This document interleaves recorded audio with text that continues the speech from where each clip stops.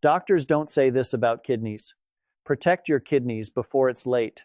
Let me ask you something, and I don't want a quick answer. I want you to actually pause and think about it. Right now, somewhere in your kitchen, maybe tucked away in a cabinet or sitting quietly on a pantry shelf, there's something you've been consuming for years, maybe even decades. It's familiar, trusted, and probably something your family has used for generations. It's been part of your routine for so long that you've never questioned it. But here's the uncomfortable truth. If you're over the age of 55, that one everyday item could be silently damaging your body in ways you would never expect. What makes this even more concerning is that the damage doesn't come with loud warning signs. There's no sharp pain, no obvious symptom screaming for your attention. Instead, it happens quietly, slowly, almost invisibly affecting two of the most important organs in your body, organs that work nonstop for you every single day without asking for anything in return. And by the time they finally show signs of distress, the damage is often already advanced. Across decades of preventive medicine research, doctors have observed a pattern that's both common and deeply troubling. People who feel completely fine, active, happy, living their lives suddenly get lab results that change everything. No pain, no clear warning, just a shocking realization that something serious has been happening beneath the surface all along. And that's exactly why this conversation matters. Today, I'm going to walk you through what clinical data actually shows, and I'll do it in a way that's clear, simple, and practical. No confusing jargon, no unnecessary complexity, just the truth you deserve to hear. Because what you're about to learn could genuinely change how you think about your health moving forward. Now, before we go any further, I want you to feel like part of this conversation. So take a moment and tell me in the comments where you're watching from. I read every comment, and it helps me understand who I'm speaking to and how I can serve you better. All right, let's get into something most people overlook until it's too late. The organs that quietly keep your entire system running, your kidneys. Here's something fascinating about human nature. We're trained to worry about certain parts of our body. We check our heart health, we monitor blood pressure, we keep an eye on cholesterol, but the kidneys? They rarely get that same attention. They quietly do their job in the background, and because they don't complain, we assume everything is fine. But let me give you a clearer picture of what your kidneys are actually doing right now, even as you're watching this. Imagine having a highly efficient cleaning system running inside your body 24 hours a day, no breaks, no days off. Every single day, your kidneys filter around 200 liters of blood. They remove waste, balance fluids, regulate blood pressure, activate vitamin D for your bones, and even help maintain healthy energy levels by supporting red blood cell production. They're doing all of this constantly, without any recognition, and most importantly, without making noise. And that silence is exactly what makes them vulnerable. Unlike other parts of the body, your kidneys don't send strong pain signals when something starts to go wrong. In fact, they can lose more than half of their function before you notice anything unusual. You might feel slightly tired, maybe a bit swollen, or just not as sharp mentally, but nothing that feels urgent or alarming. That's the trap. This becomes even more important as we age, because here's something that isn't talked about nearly enough. Kidney function naturally begins to decline as early as your 30s. By the time you reach your 60s or 70s, your kidneys are already operating with less reserve than they once had. That means they're less able to handle stress, toxins, or poor habits. Think of it like this. When you're younger, your body has extra capacity. You can afford mistakes, but as you get older, that margin shrinks. Every decision you make starts to matter more. Every habit either supports your health or slowly works against it. So the real question becomes, what exactly is putting that extra strain on your kidneys? That's what we're going to uncover step by step, because the biggest threats aren't always obvious. In fact, some of them are things you trust, things you rely on, and things you've probably never thought twice about. And as we move forward, you'll start to see how these hidden factors build up over time, quietly affecting your body without you even realizing it, until one day they can't be ignored anymore. In the next part, we're going to start breaking down these hidden threats, beginning with one of the most common habits that millions of people rely on every single day without ever questioning its long-term impact. Now let's pick up exactly where we left off, because the first hidden threat we're about to talk about is something so common, so trusted, that most people never even consider it a risk. In fact, you've probably used it yourself recently, maybe even today. Picture this. Your knee has been bothering you, or maybe your back feels stiff after a long day. It's nothing dramatic, just the kind of discomfort that comes with life. So you reach into your medicine cabinet, grab a familiar bottle, and take a pill. It's quick, easy, and it works. The pain fades, and you move on with your day. No big deal, right? But here's where things get complicated. The medication I'm talking about belongs to a group called nonsteroidal anti-inflammatory drugs, commonly known as NSAIDs. These include everyday names like ibuprofen and naproxen. They're everywhere. You don't need a prescription, and because they're so accessible, they feel harmless. The label says they're safe for adults, and millions of people rely on them daily without a second thought. But what the label doesn't clearly explain is how these drugs interact with your kidneys over time, especially if you're using them regularly. Inside, your kidneys are tiny, delicate blood vessels that play a critical role in filtering your blood. These vessels depend on special chemical signals to stay open and maintain healthy blood flow. Think of these signals as traffic controllers, making sure everything moves smoothly through your kidney's filtration system. NSAIDs work by blocking those signals throughout your body to reduce inflammation and pain. That's why they're so effective. But the problem is, they don't just block those signals where you feel pain. They block them everywhere, including in your kidneys. When that happens, those tiny blood vessels begin to constrict. Blood flow decreases, and your kidney's filtration system starts to operate under stress, almost like a city dealing with rolling blackouts. Now, taking one pill occasionally isn't likely to cause lasting harm. Your body is resilient, and your kidneys can recover. But when this becomes a daily habit, weeks turning into months, months turning into years, that stress begins to accumulate. And here's the part most people don't realize. Kidney cells don't regenerate the way some other cells in your body do. Once those filtering units called nephrons are damaged or destroyed, they're gone for good. There's no reset button. This risk becomes even more serious if you're over 55 or if you already have conditions like high blood pressure or diabetes. And if you're taking certain medications alongside NSAIDs, the damage can accelerate even faster. So, what's the smarter way forward? First, awareness. If you're using these medications regularly, it's worth having a conversation with your doctor. Not a rushed one, but a real discussion about your kidney health. Ask about your GFR, your glomerular filtration rate. It's a simple number, but it tells you how well your kidneys are actually functioning. Second, start exploring alternatives. Chronic pain is real, and it deserves proper management. But there are other approaches that don't carry the same level of risk. Physical therapy, targeted movement, heat and cold treatments, and in some cases, different medications that are gentler on the kidneys. And third, and this is important, don't let one problem quietly create another. Managing pain shouldn't come at the cost of long-term organ damage. It's about balance, not quick fixes. Now, if you're still here and this is making you think a little differently about your daily habits, I want you to type 4 in the comments. It helps me know you're following along and getting value from this. Because what we're building here isn't just information, it's awareness. And awareness is what allows you to make better decisions before problems begin. But we're not done yet. In fact, the next threat is something even more subtle. It's not something you take. It's something you don't do enough of, and most people don't even realize it's happening. In the next part, we're going to talk about a hidden issue that affects nearly everyone as they age, something that quietly puts your kidneys under constant stress without you ever feeling a clear warning. And once you understand it, you'll never look at your daily routine the same way again. Now let's continue right where we left off, because the next threat doesn't come from something you take, it comes from something you don't feel. And that's exactly what makes it so dangerous. Most people believe they understand hydration. You feel thirsty, you drink water, problem solved.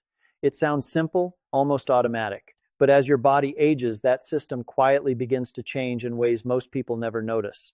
Here's what actually happens. When you're younger, your body has a strong, reliable signal for thirst. The moment your fluid levels start to drop, your brain steps in and tells you clearly it's time to drink. But as you move into your 50s, 60s, and beyond, that signal becomes weaker, slower, and sometimes completely unreliable. In other words, by the time you feel thirsty, your body may already be significantly dehydrated. And that's where the real problem begins. Your kidneys depend on a steady flow of fluid to function properly. Think of it as a constant river moving through your system. This flow helps carry waste products out of your body and keeps everything balanced. But when you're even slightly dehydrated, that river begins to slow down. It doesn't stop all at once. It just becomes weaker, more concentrated, more difficult to manage, and your kidneys are forced to work harder with less support. Over time, this creates a kind of silent strain. Waste products in your blood become more concentrated. Your kidneys have to filter thicker, heavier fluid.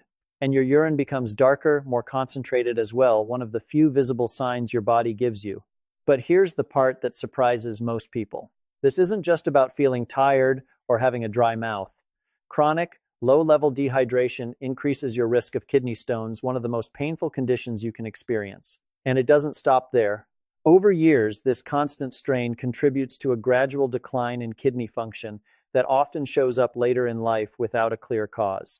No single moment of damage, no dramatic event, just years of not quite enough water. And because it doesn't feel urgent, it's easy to ignore. That's why I want to shift the way you think about hydration completely. Instead of waiting for your body to tell you it's thirsty, you need to stay ahead of that signal. Start building hydration into your daily routine, just like brushing your teeth. Make it automatic, not reactive. A simple approach works best. Begin your day with a glass of water before anything else, even before coffee. Then make it a habit to drink water with every meal. Add one glass mid-morning and another in the afternoon. These small, consistent actions create a steady flow your kidneys can rely on. And here's a practical tip that most people overlook. Pay attention to the color of your urine. It's one of the easiest ways to check your hydration status. Ideally, it should be a light pale yellow. If it's darker, your body is asking for more water. Now let's clear up a common misunderstanding. Not all fluids count the same way. Coffee, tea, sugary drinks, and alcohol don't hydrate your body in the same way plain water does.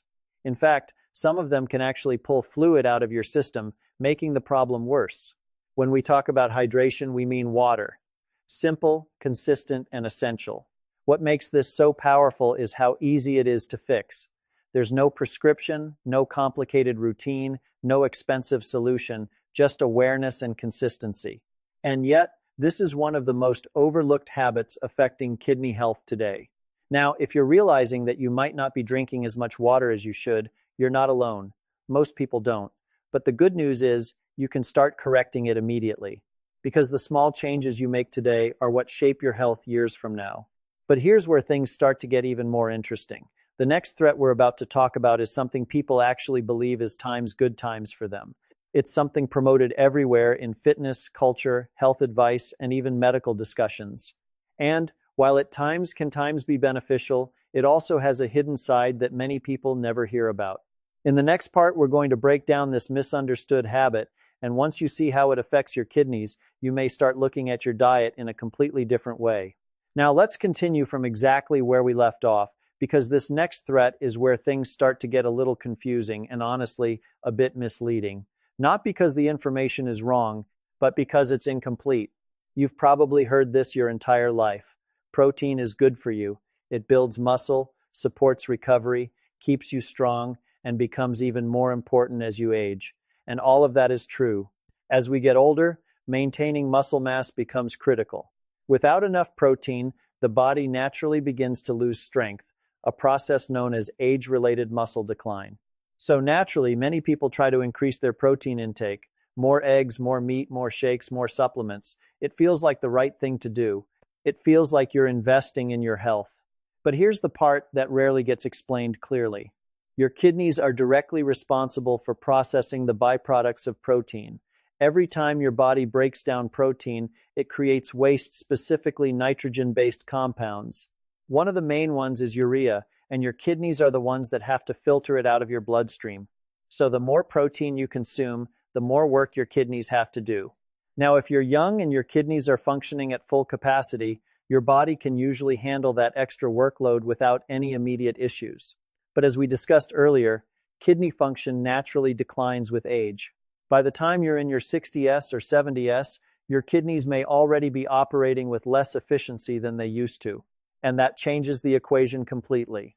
Because now, increasing your protein intake isn't just supporting your muscles, it's also placing additional demand on a system that may already be under strain.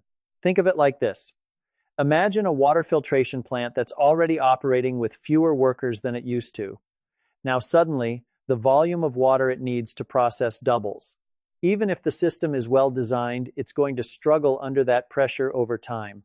That's exactly what happens when high protein intake meets reduced kidney capacity. And here's where it becomes even more relevant. A lot of people today aren't just eating protein, they're supplementing it heavily. Protein powders, shakes, bars, sometimes multiple times a day.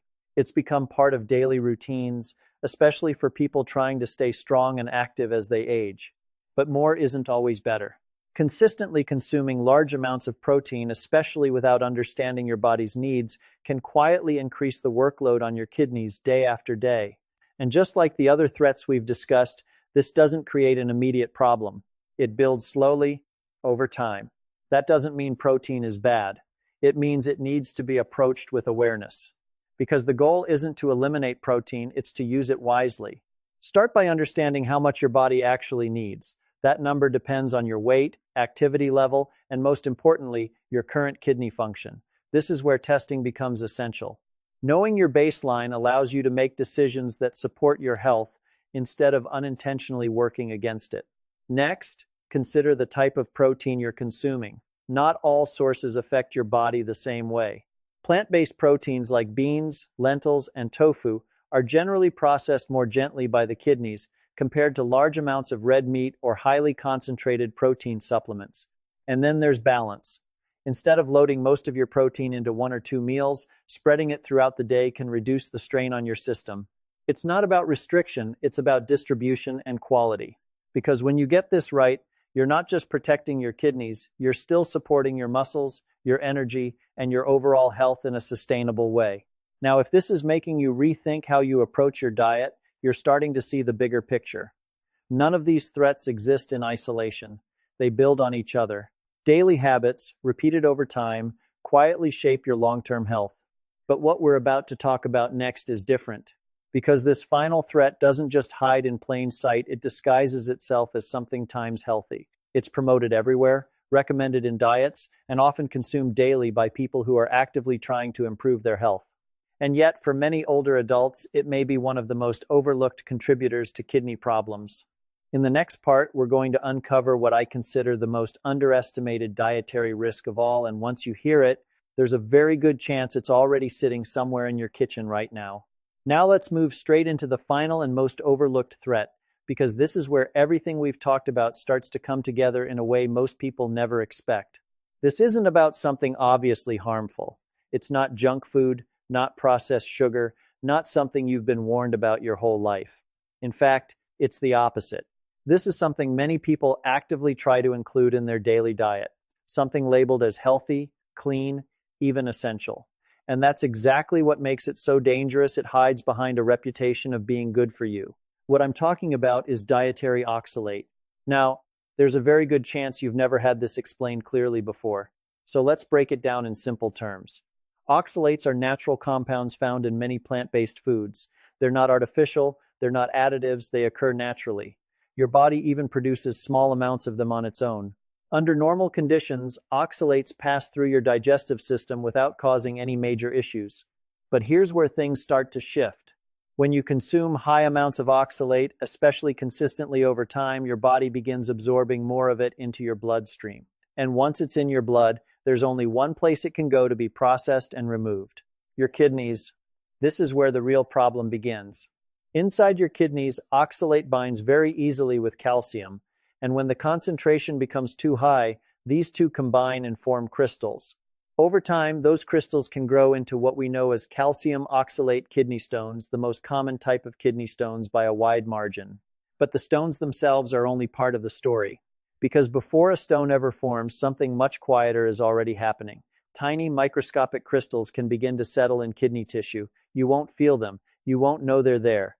But they create inflammation, irritation, and eventually scarring inside the kidney's filtration system. And over time, this repeated process can contribute to a slow, steady decline in kidney function. Now here's the part that catches almost everyone off guard. The foods highest in oxalates are often the same foods promoted as superfoods. Spinach is one of the biggest examples. It's widely recommended for its nutrients, but it also happens to be extremely high in oxalates, especially when consumed in large amounts or every day. Then you have almonds and almond-based products. Almond milk, almond flour, almond butter, these have become staples in many kitchens, especially for people trying to eat healthier. But they are also very high in oxalates. Beets, sweet potatoes, Swiss chard, dark chocolate, even certain types of oatmeal, these are all commonly consumed foods that carry a high oxalate load. And here's what makes this even more concerning. The people consuming these foods most regularly are often the ones trying the hardest to improve their health. They're making smoothies with spinach every morning, switching to almond milk, adding more plant-based options to their diet. They're doing everything right based on the information they've been given. But no one told them that in certain situations, especially for people over 60 or those with reduced kidney function, these choices can start working against them. Now, let's be very clear, this doesn't mean these foods are bad or that you should eliminate them completely. That's not the takeaway. The real issue is repetition and quantity. Eating a variety of foods occasionally is very different from consuming the same high oxalate foods every single day. That's where the cumulative effect begins to build. And once that pattern continues over months and years, it can quietly affect your kidney health without any obvious warning. This is why awareness matters so much. Because once you understand what's happening, you can start making small adjustments that completely change the outcome. You don't have to give up your favorite foods, you just have to stop relying on them exclusively. Rotate your greens instead of eating the same ones daily. Mix in lower oxalate options like kale, cabbage, or lettuce. Balance your meals so you're not overwhelming your system with one type of compound over and over again, because at the end of the day, it's not about perfection, it's about patterns. And when you shift those patterns, you reduce the long-term strain on your kidneys in a way that's both simple and sustainable. Now, as we move into the final part, we're going to bring everything together. Not just what to avoid, but exactly what you can start doing today to protect your kidneys moving forward, practical, realistic steps that actually fit into your daily life. And this is where the real power is, because once you understand both the risks and the solutions, you're no longer guessing, you're in control. Now, let's bring everything together, because understanding the risks is only half the equation. What really matters is what you do next, how you take everything we've discussed and turn it into simple, practical actions that actually protect your kidneys moving forward. Because here's the truth.